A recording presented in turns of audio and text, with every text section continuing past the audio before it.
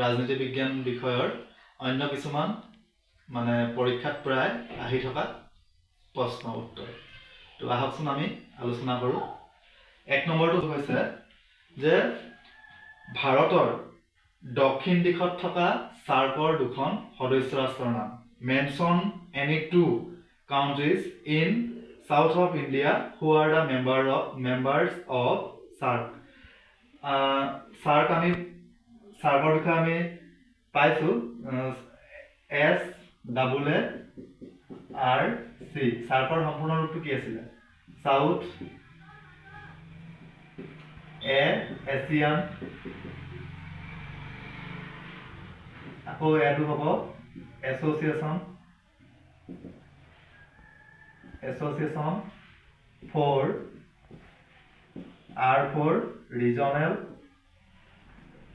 Regional cooperation.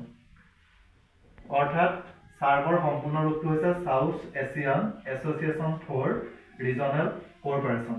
আৰু দক্ষিণ এছিয়াৰ ৰাষ্ট্ৰসমূহক লৈ এই সাৰ্ক গঠন হৈছিলে 1985 চনত। 1985 চনত সাৰ্ক গঠন হৈছিলে। আৰু ইয়াৰ সদস্য ৰাষ্ট্ৰসমূহ হৈছে ভাৰতবৰ্ষ, পাকিস্তান, বাংলাদেশ, নেপাল, শ্ৰীলংকা, মালদ্বীপ, আফগানিস্তান। সোভিয়েট ইউনিয়ন ভংগৰ দুটা কাৰণ প্ৰায় আহি থাকে পৰীক্ষাত, আৰু কমন কুৱেশ্যন বুলিয়ে ক'ব পাৰি, প্ৰায় আহি থাকে। Write two causes of disintegration of Soviet Union. Soviet সংঘ ভংগৰ দুটা কাৰণ সুধিছে। দুটা কাৰণ কি কি হ'ব? প্ৰথমটো হ'ব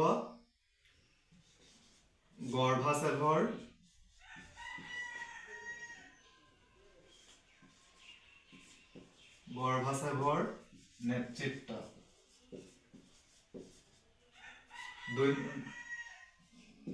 বিটো হ'ব গৰ্বাচেভৰ নেতৃত্ব, বিটো হ'ব জাতীয়তাবাদী আন্দোলন।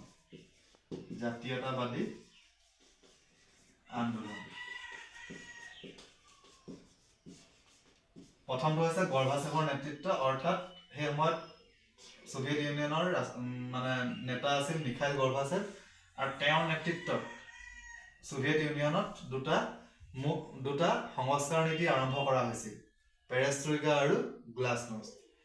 আৰু সেই সংস্কাৰ নীতিৰ জৰিয়তে তেওঁ সমগ্ৰ ইউনিয়ন ব্যৱস্থাত সংস্কাৰ আনিব বিচাৰিছিল, কিন্তু সংস্কাৰৰ পৰিৱৰ্তে সোভিয়েট ইউনিয়নৰ খণ্ডনহে ঘটিছিল। দ্বিতীয়টো হৈছে জাতীয়তাবাদী আন্দোলন। এতিয়া সোভিয়েট সংঘ গঠন হৈছিল 15খন ৰাষ্ট্ৰক লৈ, আৰু এই 15খন ৰাষ্ট্ৰই এটা সময়ত সংঘ ব্যৱস্থাৰ লগত থাকিব বিচৰা নাছিল, আৰু তেওঁলোকে জাতীয়তাবাদী আন্দোলনৰ সূত্ৰপাত কৰিছিল, যাৰ ফলস্বৰূপে সোভিয়েট সংঘ ব্যৱস্থা ভাঙি পৰিছিল। 3 নম্বৰ প্ৰশ্নটো হৈছে সুস্থিৰ গণতন্ত্ৰ প্ৰতিষ্ঠাৰ ক্ষেত্ৰত পাকিস্তানৰ ব্যৰ্থতাৰ দুটা কাৰণ।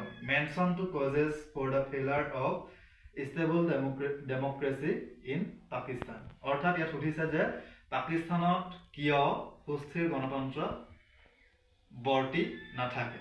তাৰে দুটা কাৰণ হৈছে, প্ৰথম কাৰণটো হৈছে সামৰিক শাসন।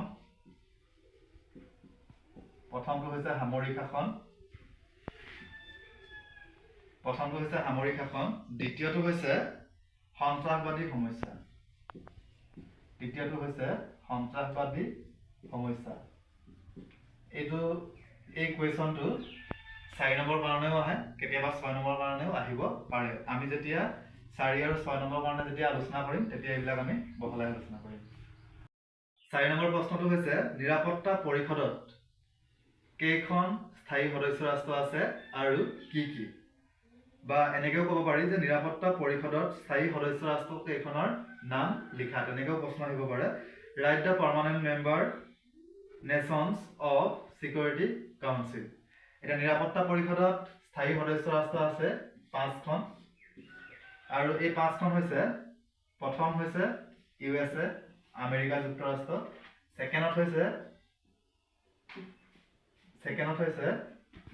ৰাছিয়া, থাৰ্ডত হৈছে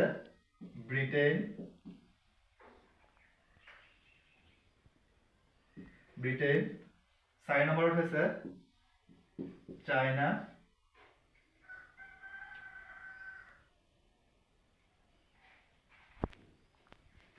5 নম্বৰত হৈছে ফ্ৰান্স USA আমেৰিকা যুক্তৰাষ্ট্ৰ ৰাছিয়া ব্ৰিটেইন চাইনা আৰু ফ্ৰান্স অৰ্থাৎ ৰাষ্ট্ৰসংঘৰ নিৰাপত্তা পৰিষদৰ 5খন স্থায়ী সদস্য ৰাষ্ট্ৰ আছে 5 নম্বৰ প্ৰশ্নটো হৈছে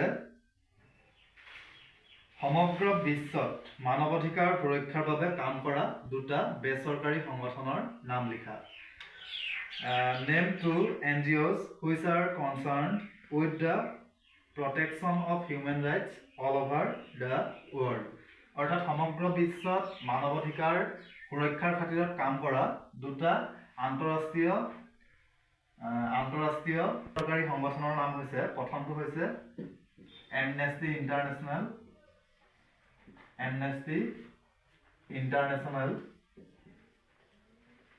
এইবিলাকৰ বিষয়ে আমি পিছত বহলাই আলোচনা কৰিম এতিয়া 2 নম্বৰ কাৰণে লিখিছো সেকেন্ডটো হৈছে হিউম্যান